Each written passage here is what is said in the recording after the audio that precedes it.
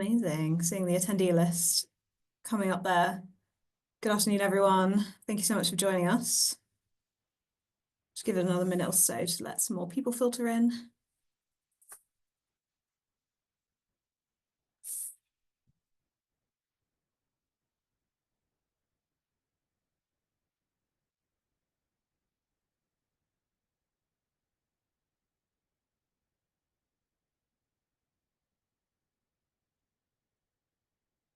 Wonderful.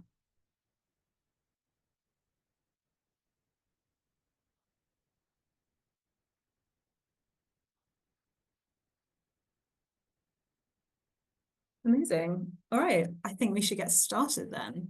Well, welcome everybody to this Connected Places Catapult webinar on driving innovation in maritime around green shipping corridors. This is a very exciting piece of work that we've been working on over the last year, and we kind of hope to keep the energy going within this webinar.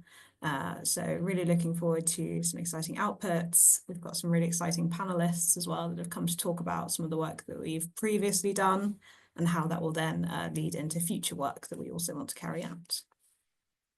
Wonderful. Could I please have the next slide? So as a bit of an agenda, want to go through, for those who might not know, going to have a little bit of an introduction to the catapult and also to the panelists, and then we're going to launch into the content. So we've got an introduction to green shipping corridors, what they are, what they mean, and kind of how they are positioned strategically. We've also got then that strategic importance, so what it means for the areas that are being investigated and what it means in terms of a civic perspective as well. We've also got a specific study that we did at the Catapult as part of one of our programs over the last year. So we're going to talk a little bit around what the impact of that has been and some of the key outcomes that have come on top of that. We've also got then a discussion around opportunities and future potential. So sort of starting to think around some of that thought leadership about the framework for future investment and economic growth factors as well. And then what are the next steps? I think a very apt topic in terms of not only shaping what the Connected Places Catapult are doing, but in being able to influence other organisations and other leadership groups to also perform this very important work. Perfect. Could I have the next slide, please? Wonderful. So quick introduction to myself. So my name is Georgina Crottenden. I'm one of the Maritime Systems Engineers here at the Catapult. I work across our delivery teams in terms of both our consortium-led programs and also our core maritime work, which this webinar has been a part of. So for those who don't know who the Catapult are, we are the UK's innovation accelerator for cities, transport and place leadership. We are one of 9 catapults across the UK, and we focus on transport focus and place leadership, as you can see. So within that, we have our core maritime work, and what we really try to do is utilise and leverage our SME networks, our academic networks, and also our other industrial networks as well, including research technology organisations, with the idea being that we can connect interested parties to really conduct and carry out really vital work across the UK. Perfect. Could I have the next slide, please? Wonderful. So we have a really great panelist of speakers with us here today. So I will get everyone to introduce themselves, please, starting with Mark. Thank you, Georgina. So delighted to meet you all. And for those I haven't met, so I am Mark Ray. I am the Ecosystem Director for Ports and Maritime at the Connected Places Catapult, which means that I tend to look after our strategic vision and where we're going and what sort of activities we're going to be involved in. So that market horizon piece and our engagement piece. So pleasure to meet you all. Thank you, Mark. Next, we are joined by Simon from Mersey Maritime. Hello, everybody. Great to be here. So I'm Simon Erdley. My role at Mersey Maritime is to lead on policy and partnership relationships. For those of you that don't know what Mersey Maritime is, we are a regional cluster organisation based in the Liverpool City region, but also touching parts of the wider northwest. And we seek to bring together the maritime industry in the LCR and across the northwest of England to represent the industry's interests at the widest sense to government, both regional and national government, and to engage in projects such as this on behalf of our membership. Thank you, Simon. Next, we have Professor Tan from Liverpool John Moore University. Thank you very much, Georgina. Hello, everyone. So it's very pleased to be here. So my name is Thanh Nguyen. I'm a professor of operational research in transportation, and I'm co-director of the Liverpool Logistics Offshore and Marine Research Institute. If you don't know about Liverpool John Moores University, probably one of the oldest universities in the UK in terms of maritime. We actually were England's first nautical college in 1852. So in this project, we did some contribution to the technical part of the work, but also we led 3 support packages, one on regulations to understand what works and what would not work for a green shipping corridor. And then we also look at skills, available skill and future skills, and we also look at options for finance and investment. Very pleased to meet you all. Thank you. Thank you very much. And then last but by no means least, we have Richard from Royal Haskoning. Hi everyone, good afternoon. I'm Richard Willis. I'm Technical Director for Port Operations and Technology at Royal Haskoning DHV.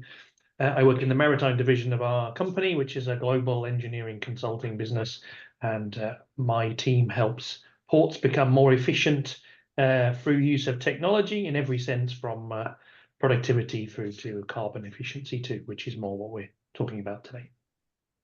Perfect. Thank you so much. We have some really great agenda items on the cards for today. Could I have the next slide, please? And we are starting with a bit of an introduction to green shipping corridors. We want to understand a little bit around some of the context as well that Connected Places has provided for this webinar. And then we also want to understand a little bit about the international context. So the Pulse programme is a programme that happened over the back end of last year. This programme was made up of multiple work packages funded by Innovate UK, and one of them in particular was investigating a green shipping corridor feasibility study between ports of Belfast and Liverpool. Richard, do you want to sort of kick us off a little bit around explaining what a green shipping corridor is, please? Indeed. UK government's very keen on green shipping corridors. It's really about how do you provide zero emission transport over the sea between 2 ports. So that's about ships, and it's also about port operations as well, to really reduce the carbon footprint of shipping. Globally, shipping contributes 3% to the global carbon emissions, which in itself isn't a lot. It's the most efficient form of transport compared to others, but still in itself it can be quite a lot. So we were engaged along with the other partners to look at feasibility of a shipping corridor between Liverpool and Belfast, which already starts to zoom in the topic to regular shipping between those 2 ports. So we looked a lot at ferries and container feeder vessels, and gathered the stakeholders together around the Irish Sea there, for the port operators at both ends, the key shipping companies, various supporting authorities and regulatory bodies, to start to discuss how we could move beyond the high-level concept of a green shipping corridor, of which there are many around the world. You won't be news to you to hear that, to try and make it more feasible and understand really how we could start to move forward on it, which was the main purpose of the project. Amazing. Thank you, Richard. Okay, and then Simon, looking to you, it would be really great to understand some of the international context around this programme and what green shipping corridors mean, please. Yeah, thanks, Georgina. Yeah, so it's worth remembering, as Richard was saying, the international context and the scale of the global challenge that shipping faces. As Richard said, shipping is estimated to be worth responsible really for 3% of global greenhouse gas emissions. If shipping were a country, it would be the 5th largest emitter of global greenhouse gas emissions in the world. So COP26, which seems some time ago, I think we're up to COP29 these days. The UK government made a declaration called the Clydebank Declaration, which was set out the ambition really to establish 6 green shipping corridors by 2026. And indicative in that session of the need for international collaboration to address the challenge, as we've just heard of international shipping and the impact that it makes, which is again set in that context of the Paris Agreement, which seeks to limit the long-term increase in temperatures around the world to below 2%, and indeed to try and peg it to 1.5%, but also the International Maritime Organization's strategy of adopting reductions in greenhouse gas emissions from ships. So the Clydebank Declaration seeks to align policy on an international basis to those temperature targets. Why does that matter? Well, international shipping is incredibly efficient in terms of moving goods around the world, but it's also incredibly damaging potentially in terms of our impact on the environment.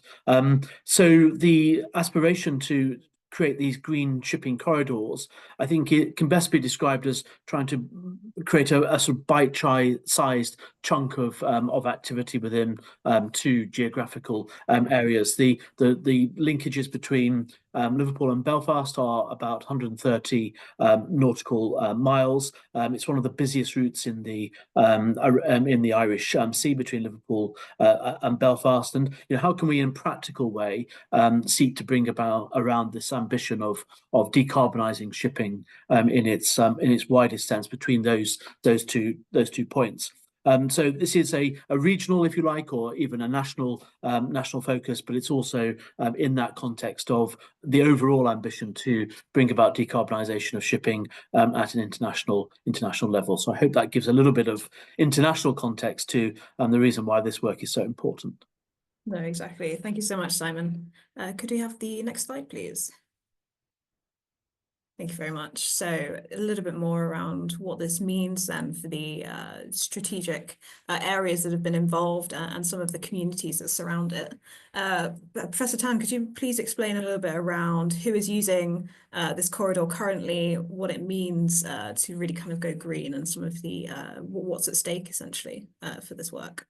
Thank you very much, Georgina. So I'm very pleased to know. So at the moment, I think, as Simon said, I think the route between Liverpool and Belfast is one of the busiest in the Irish Sea, and Irish Sea is in itself is a very busy sea route as well. So between Liverpool and Belfast, it is currently being used for both ferry services and freight. For ferry services, we have at the moment Stena, which is a leading ferry services. They have like 3 crossing per day, which is actually quite a lot. And for freight, at the moment, we have a service provided by CMA, CGM, and Hapag-Lloyd. And basically, it's once a week, but it's a container service, quite major container service to connect Liverpool and Belfast with the Western Europe at Rotterdam. And there is also new initiatives currently is being worked on by Atlantic Container Line, BG Freight, and Pewports to utilize the Liverpool-Belfast route to make the world's fastest container service between these regions and North America. So that will be a route that connects Belfast, Dublin with Liverpool, and then use Liverpool as the first point to go in and to go out of Europe, and that would significantly save transiting time. And then I mentioned about the Irish Sea is a very busy area. So if we are able to realize a green corridor between Liverpool and Belfast, and we could also duplicate that with the other related routes, for example, Liverpool-Dublin, or Heysham-Dublin, or Holyhead-Dublin, or Heysham-Belfast, Holyhead-Belfast, etc. And also we might be able to extend further to the other destination in Scotland and also Wales as well to connect with Northern Ireland and Ireland. So now, why having a green shipping corridor between Liverpool and Belfast is important? And that is because, first of all, emissions. Because if we have a green corridor, a green shipping corridor, as Richard mentioned, we will be able to eliminate emissions. And maritime shipping actually is quite a major contributor to UK domestic emission. Because UK maritime domestic shipping, it is actually contribute about 13% of UK total domestic emission of nitrogen oxides, which is quite a harmful gases emission-wise. And then there is also the impact to each of the individual companies who involved in this route. I mentioned about Stena, who is the main ferry services, the main operator of the ferry services between Liverpool and Belfast. And our calculation reveals that actually per each sailing between Liverpool and Belfast, actually the Stena vessel averagely could release about 70 tons of carbon dioxide per sailing. So if we can make this route green, we will be able to eliminate all of this carbon dioxide. And having a green shipping route could potentially also save costs for businesses as well. With the introduction of the carbon tax in the UK ETS in 2026, then we will be able to help not only shipping companies like Stena, like CCM, CGA, and also IBG Freight, but also the other businesses on the supply chain, also the end users as well. And our calculations say that with the current with the planned introduction of UK ETS, a company like Stena may have to pay about £11 million for the carbon dioxide emission that they would release in this route if a green shipping corridor is not realized. So I think that's the importance of having the green shipping corridor between our two areas. Thank you very much. Wonderful, thank you. Professor Tan, you touched there on firstly being able to replicate green shipping corridors across other parts of the world, not only sort of in similar waters, but across other locations as well. Simon, it'd be really good to understand what is the civic impact behind these? How do companies respond to green shipping corridors, and what does it mean for them to really be engaged in these types of programs? Well, I think it's worth bearing in mind the economic impact of maritime in the LCR, for example, and similar in relation to Belfast and Northern Ireland generally, in terms of the contribution that individual companies and in a collective sense they make to the regional economy. So we know, for example, that maritime is worth some £5 billion at least. These figures are 3 or 4 years out of date now, but at least £5 billion to the regional economy, supports significant numbers of jobs. Circa 50,000 jobs are supported by the sector in the LCR alone, and shipping accounts for something like 60%, 66%, I think it is, of the sector as a whole. So it makes a major contribution to the overall economic prosperity of the region. So it's in our interests, because it's an industry that isn't going away, to look at means and methods of changing our relationship, if you like, and our impact on the wider region. So partners are engaging in support, if you like, for the activities that we're investing in as an industry around these priorities, not least because they've got their own targets to decarbonize their region. So the LCR Combined Authority itself, I think their target is something like net zero by 2040. Liverpool City Council and other councils in the region also have their own targets for to achieve net zero. Similarly, across the Irish Sea in Belfast and Northern Ireland, they've also set their targets, which are more ambitious than decarbonising by 2050. So there's an imperative on the side of industry to undertake its decarbonisation activities as best it can to assist in that wider civic sense of trying to meet these objectives that civic leaders have set. The two can't be separated. They have to work in tandem to deliver overall objectives. That's why this sort of project is so important. It feeds into that overall agenda, which the two are in tandem. So essential that we engage on an ongoing basis in this sort of work. Amazing, thank you. And you mentioned there around how it's important for civic leadership to really understand mutual benefits, making sure people are aligned in terms of what their priorities are and how they can execute these. Mark, it'd be good to come to you around what does collaboration mean within these types of environments, and what are some of the opportunities that surround this green shipping corridor in particular? Yeah, sure. I mean, like this corridor and others, yeah, these are major transformative projects that are going to happen, or programs that are going to happen within a defined location.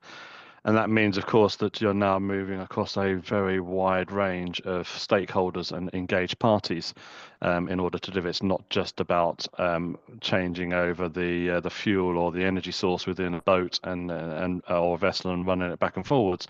There's, of course, a huge level amount of infrastructure that's needed to enable that to happen. The vessel part is just part of the overall program. It's how do you create that energy? How do you connect that energy into the shipping and port environment?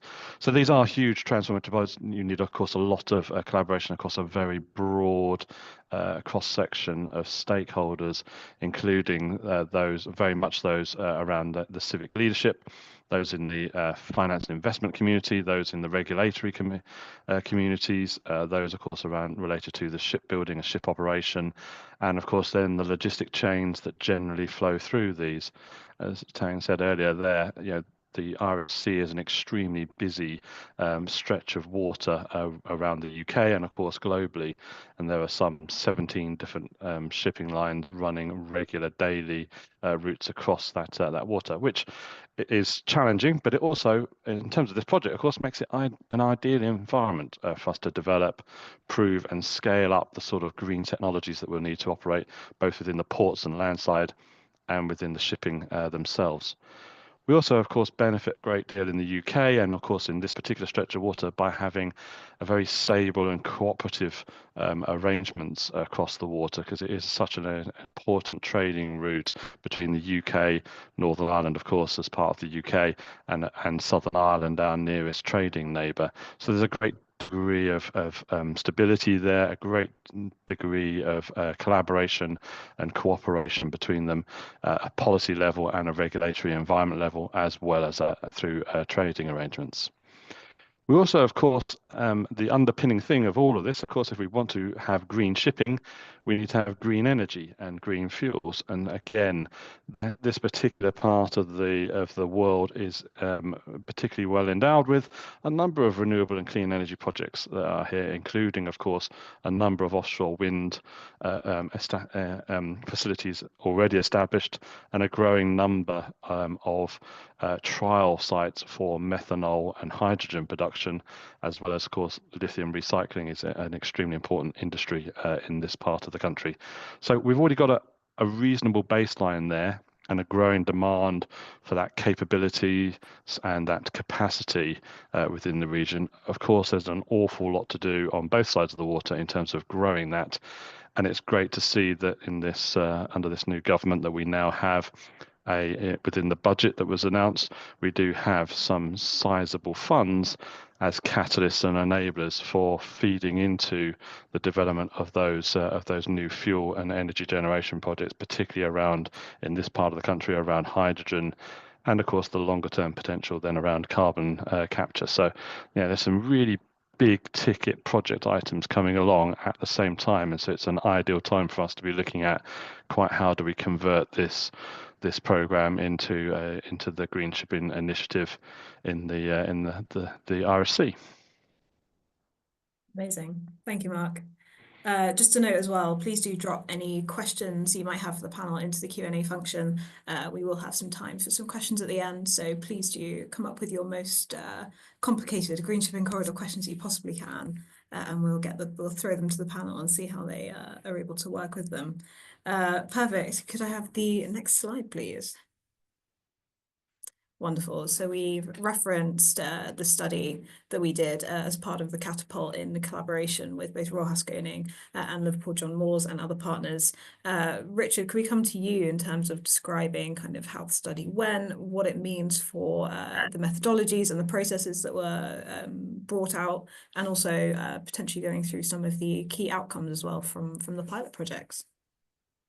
Sure. I think from what we've talked about so far, we can see the scale and complexity of trying to implement a zero-emission shipping corridor is complex and challenging. It's the reason why there are lots of good intentions for green shipping corridors around the world and difficult to actually make it happen. So this was really the heart of the project that we did, was to bring together all those stakeholders and discuss about what could we start to do to move the subject forward. There are challenges in getting a supply of new types of fuels for vessel propulsion. There are challenges with electricity grid networks. There are quite a lot of challenges.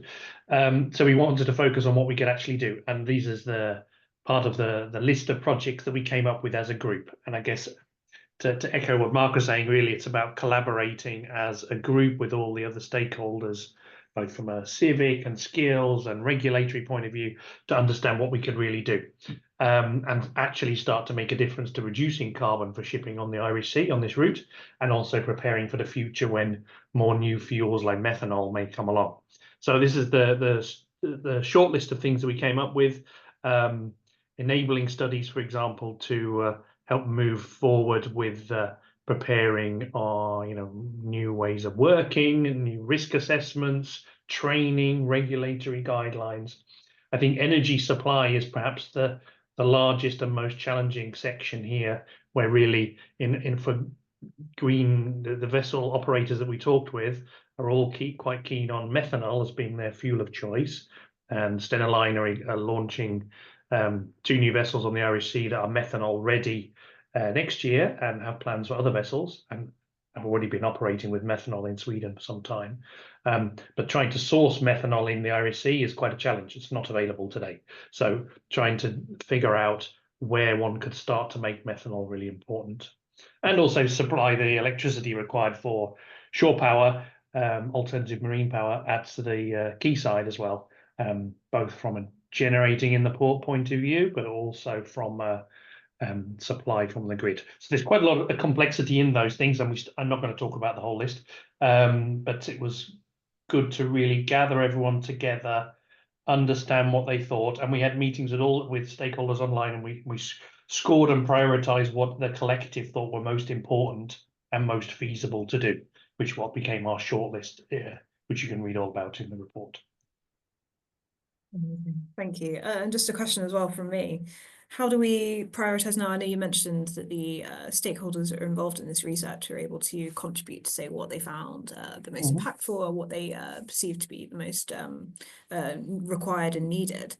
How do we now look at this list and translate this into commercial opportunities? What's the best way to kind of go about that process? Yeah, exactly. We started this process when we did the work to understand, what is the scale of capital investment, changing regulations, how do we bring together the different parties to try and make those change, which is the first stage to figuring out an investable business case for some of these options, which is really what, in order to bring in investment either from the ecosystem of operators that are there, or perhaps from foreign investment from outside, which some of these ideas are quite attractive for, is developing a business case where we can see what's the capex required, what are the barriers, how long would it take, what would be the return on investment over time for particularly the port infrastructure sections to actually make these work. So that's really something that's the ongoing things that we're going to do next, is looking at those business cases and attract that external investment into the region.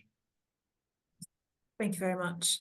Okay, and then Simon, can I look to you to ask about what has been the impact of this study in terms of how it's been received by businesses? What's the kind of communications that have been happening, and how have they been received? Sure, well, Georgina, I think it's this is a really exciting opportunity. That's the biggest thing to say. Practical studies like this give routes by which business can engage in meeting its obligations in terms of decarbonisation of operations, and so on. I think it's worth bearing in mind some of the, if you like, the holistic impacts of a study like this and the potential that it has. It's not just about decarbonisation of ports and portside operations. The ports can play an important role in decarbonising land-based logistics too. The potential for EV charging for HGVs and so on is something that might arise out of that. And when we're looking at this from a civic perspective in particular, I think the impacts are considerable. Less air and water pollution from decarbonised ships and vessels is clearly a big benefit, which business would want to be associated with, obviously, but in terms of meeting its own ESG obligations. That link with the climate declarations of councils and regional government, they can't meet their climate objectives if we don't have this decarbonisation approach to port and shipping operations. The potential for well-paying, safe green jobs that support that new energy economy that we were referencing just now has a significant role to play in this regional context. And then there's the other opportunities that can impact nearby communities. The maritime industry doesn't operate in isolation to the wider communities that it impacts on, and that can be from road safety perspectives to even green space opportunities. So there's a whole overall holistic approach and perspective to take on this, and I think that focus around air quality and in particular is something that excites communities, but businesses clearly have a role to play in bringing that about. So the impacts of this, it's not just a theoretical study, I think is the point. There's a lot of academic input into this, industry input into it, but actually it's now translating those theories into practice, which is where the real exciting opportunity lies. Absolutely. And it only takes attending one or two maritime events around innovation to really feel that kind of excitement that come from all of these engaged parties. Simon, another quick question for you then. You referenced how maritime and ports doesn't exist in its own bubble. It has to interact with the communities that support it and also other businesses and organizations. What's the best way to communicate these kind of programs? Is there best routes for dissemination? How do people really receive this kind of information in the best way? Well, I might say by an organisation like Mersey Maritime, if you'd forgive me for saying that, because that's part of our DNA, if you like. That's precisely why an organisation like Mersey Maritime exists. It's to bring every aspect of the maritime industry together. And if you think of maritime in five distinct smaller sectors, so shipping, ports, engineering, professional business services, and leisure marine, which is perhaps less significant in the LCR, organisations like us and our equivalents in places like Belfast, the Northern Ireland Maritime and Offshore Cluster, which has just been established in the last year or so. It's our job really to act as dissemination tools for these sort of projects, and at the point at which they're published, of course, but also bringing industry together to collaborate with getting a project like this off the ground. And our linkages are not just industry based. So we collaborate closely with regional government. So the LCR Combined Authority in our area is a significant deposit, if you like, for future investment from government. So our connections with their focus around future growth opportunities is also significant. So in a simplistic way, I'd say that organisations like Mersey Maritime have a significant role to play in engaging in activities like this and bringing stakeholders together to get the best outputs from them in terms of how we move these studies from just sitting on paper but into practical and commercial means. Absolutely. No, perfect. Thank you very much. Could you move on to the next slide, please? So this now brings us on to, as touched on a little bit there, around kind of the opportunities and the future potential, what this means and how to set up frameworks for exciting programs. It would be really good to hear sort of a little bit around what each of these pillars mean for creating this framework. Let's start with maybe Professor Tanner. Could you please explain a little bit around what the ecosystem means and kind of how each of these pillars really push for creating a functioning framework? Thank you very much, Georgina. So obviously, I think for a green shipping corridor to be established, so having technical solutions is not enough, and we basically we need to for that kind of like green shipping corridor ships that we are seeing here to be able to sail, we need to create a platform and ecosystem to allow us all to work together to embrace and deliver change. And so I think working together and deliver change is really what I would like to emphasize. And we kind of throughout the course of the project, we learned that actually there are 4 areas we really need to work together. So as you have just mentioned, investment, policy, regulation, skills and tool, and place leadership. So Georgina, maybe can I just start with one of the aspects here? Maybe if I start with policy and regulation change, and then maybe then you can invite the other speakers to talk about the other aspects. So I think in terms of policy and regulation change, we think we need to change the regulation landscape for any green shipping corridor to happen.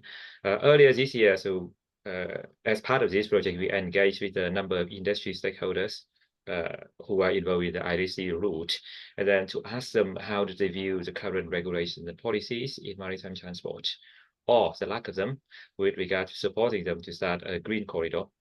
And what we learned from the industry stakeholders is that basically there needs to be a change. And because we show them like 22 different sets of regulation and policies, and industry stakeholders consider 64% of them are not supportive enough or inadequate for them to start a green corridor. So I think that is kind of a message we learned, is that certainly we need more support in terms of regulation policies. But I think things are changing because just very recently in COP29, the Prime Minister and the government announced a plan to reduce greenhouse gas emission by 81% until 2035. I think that's a very important move. Or the plan introduction of UK ETS and also the consideration of emission control area to all UK waters, including the IDC. I think those are also positive moves that may help us to bring the green shipping corridor closer to a reality. Thank you. Perfect. No, thank you very much. Okay, wonderful. Maybe should we look to Mark? Maybe could you please explain from your perspective kind of what the enabling ecosystem looks like and kind of what that means for green shipping corridors? Yeah, certainly. So, just building on what Tang said there, certainly we certainly, of course, recognise that some of the challenges around the regulatory environment, not just in green shipping corridors as well, but any sort of adoption or introduction of new technologies and particularly unproven technologies into live environments, where of course there is risk of damage or of course worse still, risk to health and well-being.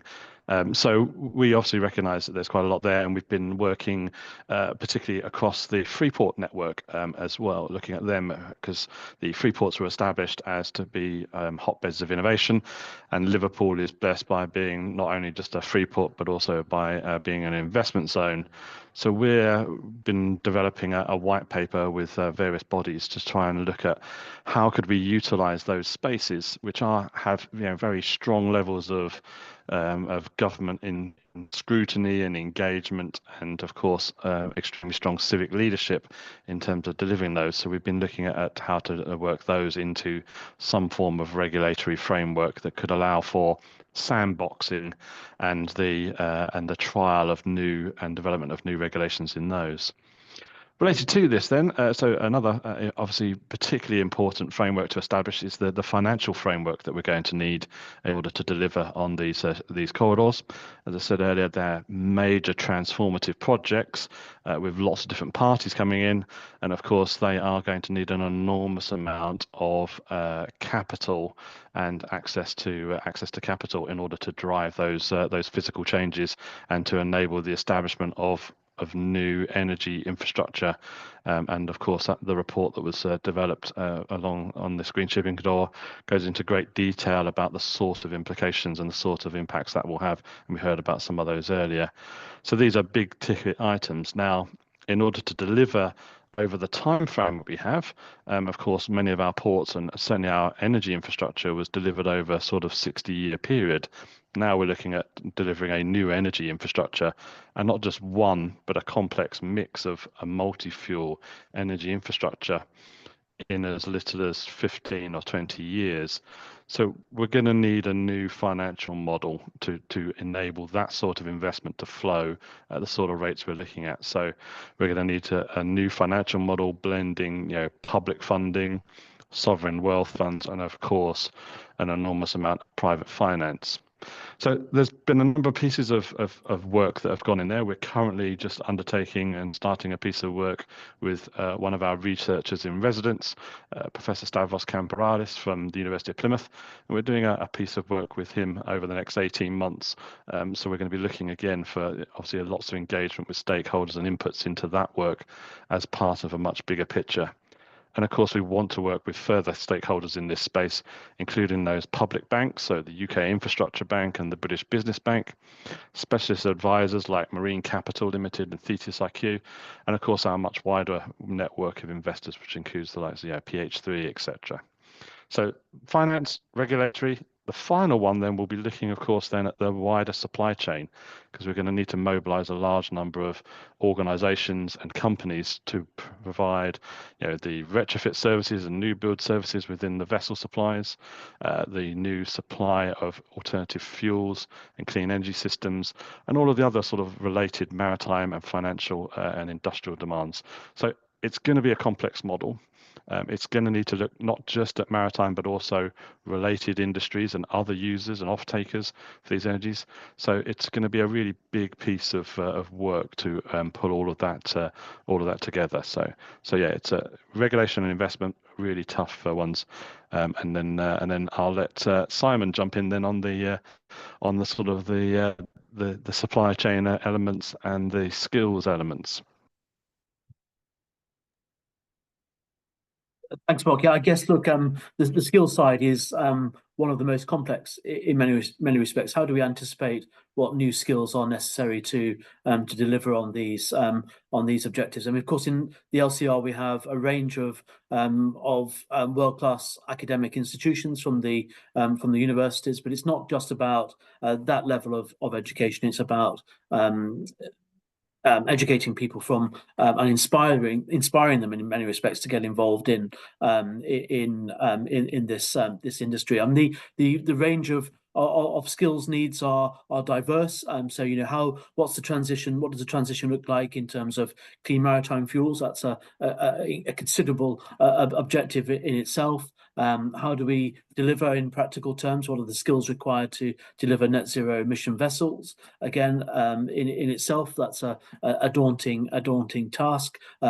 Alternative propulsion systems, and what skills are required in that respect. And then, of course, then you have the overall need for landside infrastructure. But I think we're well placed in this particular region in terms of those academic institutions that we have that are addressing these challenges, but also our practical proximity to business, which is also innovating. So just down the Mersey Estuary, we have the HyNet project at Stanlow, a significant project which will feed into the that overall imperative around future fuels, and they're investing considerably in their current workforce to transition them from traditional based fuel approaches to more hydrogen based approaches. So they're already investing in a practical level in skills, but this is one of the biggest challenges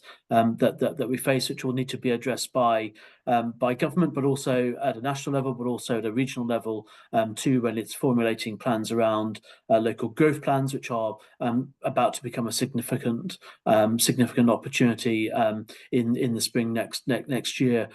We understand. So skills will be a key part of how we address the practical implementation of the projects that we've been discussing. Amazing. Thank you so much, Simon, and to the other panelists for dropping in on this one. Could we please have the final slide? Thank you very much. So now we want to look to some of the more practical questions of what happens next. What are some of the things that we need to be conscious of? What are some of the programs that we should be looking to? Mark, do you want to take this one? Sure. So we have, ever since we've completed this report in the early summer, we've been obviously busy socialising its findings, because this is, of course, there's a great amount of knowledge that's been poured and expertise poured into these reports. So we've been busy socialising those across local, national, and of course at international events, because there's a great deal of world interest. We are very much at the very front edge of when it comes to delivering green shipping corridors. The next steps then are to obviously to continue to disseminate the knowledge from here, but also then to use that to hopefully secure additional seed funding to take us into the next steps as we start to develop this concept and start to de-risk some of the elements within that and start to scope out some of those projects. So whilst we have some funding to take this activity forward, we do need to secure further funding so we can particularly expand our engagement pathway, so the stakeholders we're conversing with, to start to link up with some of the other feasibility studies that are currently being funded. So there's a number of feasibility studies funded under the Department for Transport's UK Shore programme, so under the Clean Maritime Demonstration and the Zero Emission Vessels and Infrastructure projects. So in the Irish Sea alone, we have a project looking at methanol ferries, trialling methanol ferries from Larne. There's also another feasibility study looking at the routes between Dublin and Holyhead, which is underway. So we want to try and pull that knowledge and expertise together and start to feed that into this particular piece in terms of this geography, looking at an initiative that we refer to as the Irish Sea Rim, and how do we bring those different sea routes together? Because to answer one of the questions that's in the chat is this a viable route? Well, if you're talking about is this a commercially viable route with no public funding as a singular route, then the answer is no, not at this time. The cost, well, for one thing, the availability of fuels isn't there, but if it was, the cost of accessing those fuels would be too high at this moment in time. So the only way to reach viability will be to start to aggregate those demands and build us an ecosystem that meets that range of demands. So that's what we're looking to do. That's a big part of what we're looking to do next, and link that across, like I say, this RSC rim. And as Georgie alluded to earlier, this isn't the only stretch of water where there are these shipping corridors. So again, to answer one of the other questions in the Q&A, the Mission Innovation website is really great. It's maintained by the Global Maritime Forum for Green Shipping Corridors, and you can track the progress of all of the different green shipping corridors they're aware of, and there's quite a few across the world. But coming closer to home, the area of interest to us next is then the North Sea, and there are again a number of routes there going down to Rotterdam, across to Norway and Denmark. So again, those are a bit further back in timeline, but they're coming forward. So again, we want to look at capitalizing on this expertise and really building up our knowledge pool here in the UK to really advance these projects forward. Amazing. Thank you very much, Mark. Just before we move into some of the Q&A section, thank you so much for sending in all of your questions. I can see the panel has been busy typing away at some of the answers, but we'll cover a few in some of the time we have left. Mark, a quick follow-up question here. What are kind of the steps that people can take to collaborate or to reach out, specifically potentially within CPC or within other cluster organizations? What are some of those feasible next steps that businesses and individuals can take? So certainly as we move forward, as you appreciate, we are a publicly funded or a substantially publicly funded organisation, and so we run in public funding cycles. We are just coming towards the end of our current cycle, and so we will be ramping up our activity in the next financial year because we work on a strange sort of 10-month cycle. So certainly come the springtime, we will be expanding and upping our output rate for work in this particular area, and Georgie particularly leads on our future fuels pieces of work at the moment, along with her colleague Kirsty. So we'll certainly be actively doing some activities and activity there. So there's opportunity there. And then again, we're just at a crucial point of discussion that we're not allowed to talk about externally at the moment, but there's a number of initiatives that are going on within the Liverpool region that we're rapidly advancing, and we're waiting to make announcements around there. So do keep watching this space. We will have obviously a quiet period just over the Christmas where we regroup and come again. But yes, there will be plenty of opportunity to engage there. And of course, we eagerly await to see what the Department for Transport is going to be announcing through the expected UK Shore programme. And again, that will give us a great opportunity, hopefully, to then take forward and advance some of these activities, because, of course, it's going to be really interesting. In terms of learning dissemination, just to cover that piece off, of course, again, we've got London International Shipping Week coming up next September. You can expect to see something, I'm sure, from the Department for Transport, which will be a big showcase again around all of the learning from all of these great projects, because there's been some 206 million invested in grants into over 300 million pounds worth of projects. So there's an enormous range of activity to engage with and get the learning from those as we move forward. Amazing. Thank you so much. I can see we're battling Simon's cat for some screen time. No, thank you very much, Mark. As you said, sort of a hideaway over December, of course, sort of regroup and no doubt recover. Wonderful. Could we have the final slide, please? So in the last few minutes of this presentation, it'd be wonderful to go through some of the questions that we've had. Thank you so much for sending them in. A couple in particular have caught my eye, and I will direct this to a particular panelist, but if either you feel somebody else would have a better idea, please do send them over. So the first one is around methanol. Is the expectation, and of course other alternative fuels, is the expectation that there will be a domestic production of these alternative fuels, or is that more reliant on imports? Potentially, Richard, maybe this might be going for you. Oh, thank you very much. That's an excellent question. I don't think the answer is entirely clear yet. Certainly, there's capability to produce alternative fuels in the UK that we have, as you already know, large refineries operating, creating fuels for aviation and trucking and such like. So there is no reason why they couldn't also produce alternative shipping fuels, given the source of energy. I think that from a global point of view, we're working with quite a few ports around the world who are using their natural resources, like having large deserts full of windmills or solar panels, to generate alternative fuels. This is where the cheaper new fuels may come from. Whether strategically we should adopt them or not, I don't know. But the cheaper new fuels will come probably from the Middle East and from African countries, and ports like Liverpool could become a bunkering source for these fuels, is perhaps the likely outcome, but let's see. Thank you. Of course, to be determined. Wonderful. And then our next question, are we finding that companies are willing to invest given the uncertainties around future fuels and decarbonisation pathways, or are the risks around these uncertainties too big? Potentially, Simon, would this be a good one for you? I think there is a willingness on the part of of business to invest, because they, as Sam was saying earlier on, the implications of policy such as the emissions trading scheme make it absolutely vital and essential to do so. But it's as much about co-investment between business, industry, and government. So as Mark alluded to, the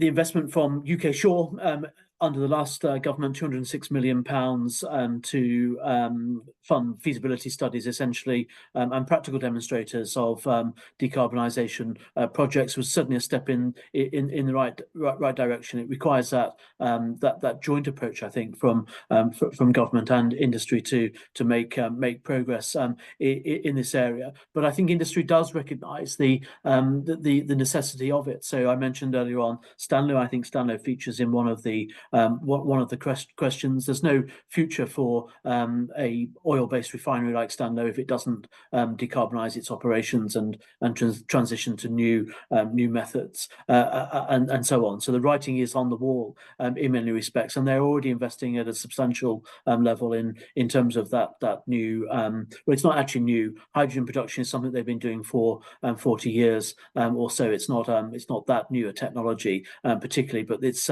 scaling it up now to deliver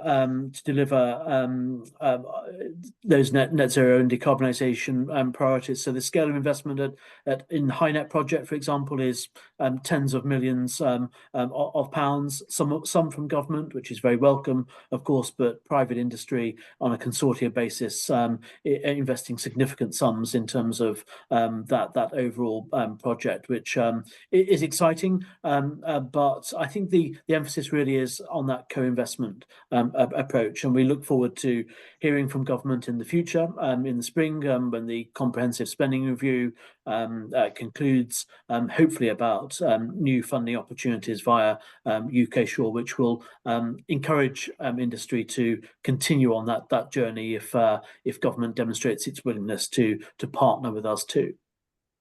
Perfect. Thank you very much, Simon. All right, and we will take one last question.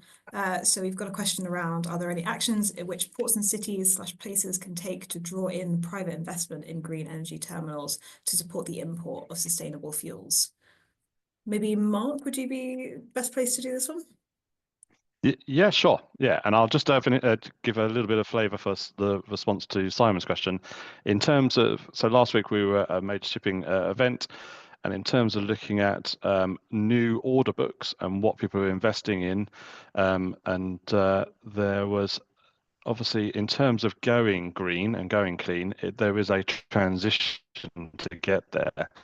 And it was interesting to see just how much LNG fuel propulsion systems has increased in the last 12 months. And although LNG, of course, is only a transition fuel, it is lower carbon, but it's, of course, not zero emissions. But it is obviously a big step in there. And that has gone from 2% of the order book to now 40% of the order book. So there is a clear interest there in those who are procuring new vessels and looking at their fleet for the next 20 years, 30 years, that they are looking at these transition sources already, and that will, of course, then lead on as they get proven. So yes. Sorry, the question. Sorry again, Georgie. The question you wanted me to actually answer. No, of course. So are there any actions which ports and cities / places can take to draw in private investment in green energy terminals to support the import of sustainable fuels? Yeah, so undoubtedly, I mean, certainly, based on the various port locations that we've engaged with, of course, Liverpool is our biggest and the most advanced project, but we are engaged with others.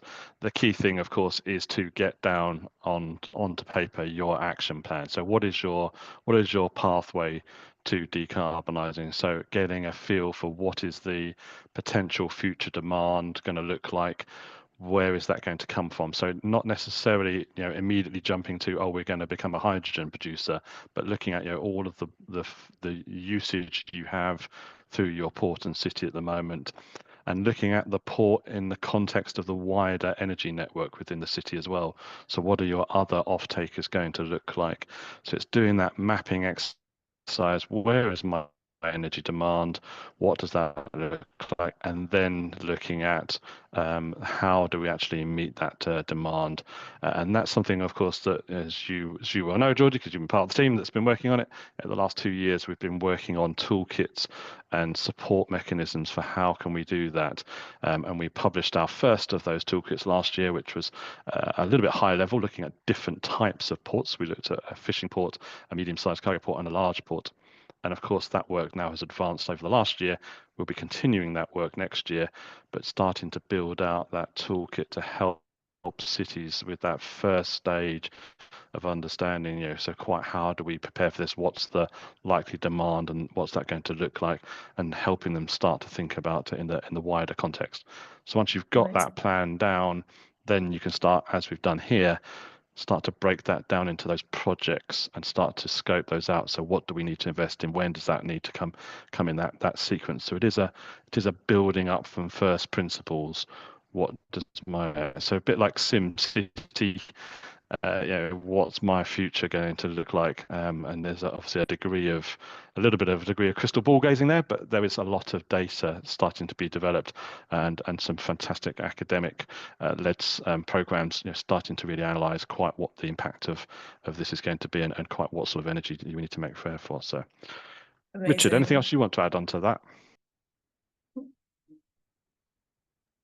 I was distracted answering questions in the chat rather than listening to you. Apology. No, I think we've reached time, so I don't want to keep people busy for too long. Please do continue to engage through our CPC channels, obviously with Mersey Maritime, and follow Liverpool John Moores University and Royal Haskell in our efforts to push green shipping corridors forward, and especially some of these programs that have been described here. Thank you so much for your time, and thank you so much to the panelists to be able to be here with us and to field some of these difficult topics. So amazing. We will leave it there.